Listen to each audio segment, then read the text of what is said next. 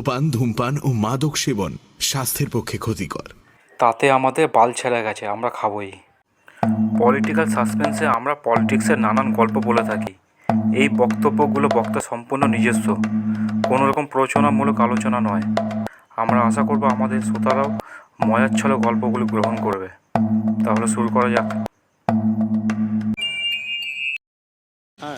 ধরো আমরা একটা গলি দিয়ে বেরোচ্ছি তো, আর ওই গাড়িটা প্রায় 200 স্পিডে যাচ্ছিল। যেতে যেতে মানে আমাকে গাড়িটা প্রায় ড্যাশই করে দিত, এবং গাড়ি মানে পুরো মরেই যেতাম ওখানে।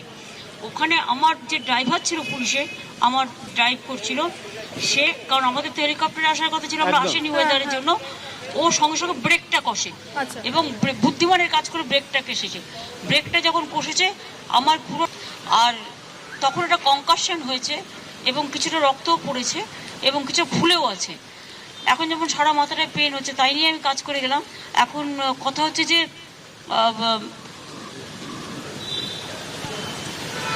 গাড়িটা যদি কাঁচটা খোলা ছিল আমার, কারণ আমি পাবলিক মিট করতে করতে আসি যখন লোক দাঁড়িয়ে থাকে, কাঁচটা যদি বন্ধ থাকতো তাহলে ওই ড্যাশবোর্ডটা কাঁচ শুদ্ধ পুরো আমার সারা শরীরে যুক্ত হয়ে যেত এবং গাড়িটা কিন্তু চুরমার হয়ে যেত।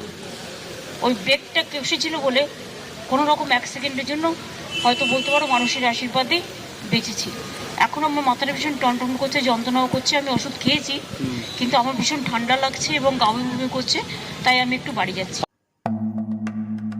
200 কিলোমিটার বেগের গাড়িটা কিন্তু এখনও রাস্তায় কন্টিনিউ ছোটাছুটি করছে। আপনি যদি নিজের প্রাণ বাঁচাতে চান, আমাদের চ্যানেলটিকে অবশ্যই সাবস্ক্রাইব করে রাখুন।